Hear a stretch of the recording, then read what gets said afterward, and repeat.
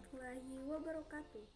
Perkenalkan, nama saya Novi dari Program Studi Pendidikan Agama Islam, Fakultas Tarbiyah dan Ilmu Keguruan, ingin menjelaskan tentang fikih munakalah tentang talak. Artian talak, talak secara etimologi berarti kata talak bermakna mengurai, melepas, meninggalkan, atau bisa dikatakan mengurai tali perkawinan atau juga pernikahan. Secara etimologi, talak berarti melepaskan ikatan pernikahan secara keseluruhan atau sebagian, atau bisa juga dikatakan melepaskan hubungan suami istri yang sudah sah secara langsung saat itu juga dengan cara terang-terangan dan juga jelas. Baiklah, selanjutnya saya akan menjelaskan tentang sumber hukum talak. Dalam Al-Quran, surah Al-Baqarah ayat 231 yang artinya, apabila kamu menalak istri-istrimu, lalu mereka mendekati akhir idahnya, maka rujukilah mereka dengan cara yang ma'ruf, atau ceraikanlah mereka dengan cara yang ma'ruf pula. Jangan kamu rujuki mereka hanya untuk memberikan kemudaratan, karena dengan demikian kamu menganiaya mereka. Barang siapa yang takut berbuat zalim pada dirinya sendiri, janganlah kamu jadikan hukum Allah suatu permainan. Dan ingatlah nikmat Allah padamu, yaitu hikmah Allah yang memberikan pelajaran padamu dengan apa yang diturunkannya itu. Dan bertakwalah kepada Allah, serta ketahuilah bahwasanya Allah Maha mengetahui segala sesuatu. Dari Ibnu Umar bahwa sesungguhnya Rasulullah Shallallahu Alaihi Wasallam bersabda, perkara halal yang paling dibenci oleh Allah Azza wa Jalla adalah talak. Hadis riwayat Abu Dawud dan Ibnu Majah. Selanjutnya saya akan menjelaskan tentang macam-macam talak. Yang pertama yaitu talak sunni. Talak sunni ini adalah yaitu talak yang dijatuhkan sesuai dengan tuntutan sunnah. Kedua yaitu talak bid'i.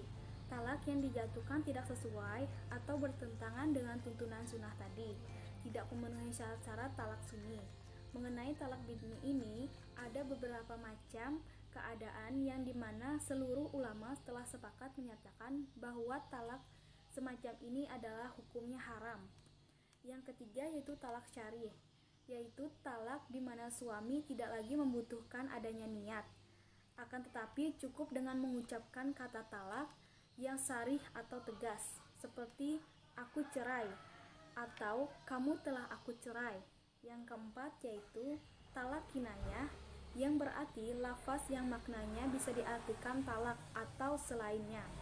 Misalkan perkataan suami, saya melepas kamu, atau saya pulangkan kamu ke orang tuamu. Yang kelima yaitu talak raj'i, yaitu talak satu atau dua yang dijatuhkan suami pada istri yang telah digauli tanpa ganti rugi. Yang keenam yaitu talak bad'in, yaitu talak yang dijatuhkan suami kepada istrinya di mana suami berhak kembali kepada istrinya melalui akad dan mahar yang baru. Yang ketujuh talak dengan ucapan, yaitu talak yang disampaikan oleh suami melalui ucapan di hadapan istrinya dan istrinya mendengar secara langsung maksud dari suaminya. Yang kedelapan yaitu talak dengan tulisan, yaitu talak yang disampaikan oleh suami secara tertulis lalu disampaikan kepada istrinya, kemudian istrinya memahami maknanya atau memahami isi maksudnya dari tulisan tersebut. Talak dinyatakan secara tertulis ini dipandang jatuh atau sah meski bersangkutan dengan pengucapannya. Yang kesembilan yaitu talak dengan isyarat atau talak yang dilakukan dalam bentuk isyarat oleh suami yang tunawicara. Dan yang terakhir yaitu talak dengan utusan, yaitu talak yang disampaikan oleh suami kepada istrinya melalui perantara orang sebagai utusan untuk menyampaikan maksud suami itu kepada istrinya yang tidak berada di hadapan suami, bahwa suami menalak istrinya tersebut. Baiklah, selanjutnya saya akan menjelaskan tentang rukun dan syarat talak. Rukun dan syarat talak ini ada 4, yaitu yang pertama bagi suami. Bagi suami yang menjatuhkan talak disyaratkan berakal sehat, balik atas kemauan sendiri dan betul-betul ingin menjatuhkan talak. Yang kedua yaitu bagi istrinya. Bagi istri yang ditalak disyaratkan sebagai berikut, yaitu perempuan yang dinikahi dengan sah atau perempuan yang masih dalam ikatan yang sah dan tidak sedang haid. Yang ketiga, yaitu siga talak adalah kata-kata yang diucapkan oleh suami terhadap istrinya yang menunjukkan talak, baik itu berupa syarih atau jelas maupun kinayah, dan baik itu berupa ucapan, lisan, tulisan, isyarat bagi suami yang tunawicara atau dengan suruhan orang lain. Dan yang terakhir yaitu kasdu atau sengaja atau salah ucap yang tidak dimaksud untuk talak, dipandang tidak jatuh talak. The next slide yaitu pertanyaan. Yang pertanyaannya, apa hukum suami menalak istrinya melalui via chatting? Apakah talaknya sah atau tidak? Dan sertakan dalil argumen Anda. Nah, dari pertanyaan tersebut, apakah teman-teman bisa menjawab?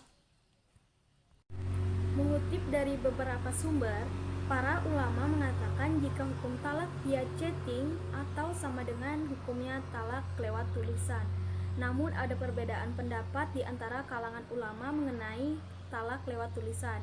Apa permintaan tersebut talak syar'i atau talak tegas yang tidak memerlukan niat, atau talak kinayah, talak sindiran sehingga memerlukan niat agar permintaan tersebut sah. Namun pada akhirnya para ulama sepakat jika permintaan talak melalui tulisan termasuk chat ini memiliki hukum yang sah, sebab tulisan itu terdiri dari beberapa banyak huruf yang dapat dipahami maknanya sebagai talak sehingga nilainya sama seperti ucapan.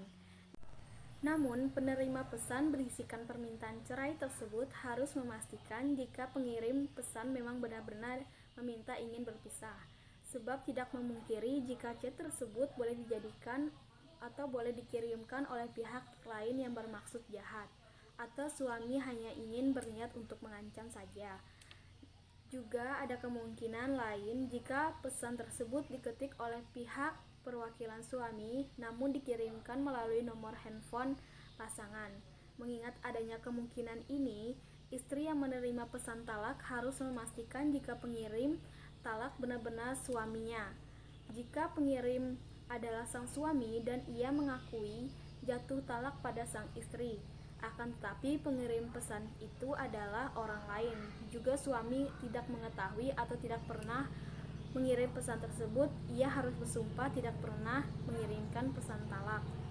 Nah, dari keputusan tersebut, berdasarkan sabda Nabi Muhammad SAW yang berbunyi, sesungguhnya Allah memaafkan bisikan jiwa dari umatku selama belum diamalkan atau belum diucapkan. Hadis riwayat An-Nasai disahihkan oleh Al-Albani dalam Syahih An-Nasai. Ada pula dalam dalil, yaitu 3 hal yang serius adalah serius hukumnya dan candanya adalah juga serius hukumnya, nikah, talak, dan memerdekakan budak. Dan hukum asal pernikahan adalah konsisten, tetap melangsungkan tali pernikahan, sebab pudarnya tali pernikahan merupakan sesuatu hal yang paling dibenci oleh Allah meskipun itu dilakukan.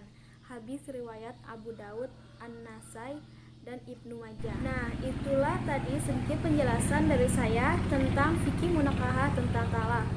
Apabila saya ada salah dalam pengucapan, saya mohon maaf. Sekian dan terima kasih. Wassalamualaikum warahmatullahi wabarakatuh.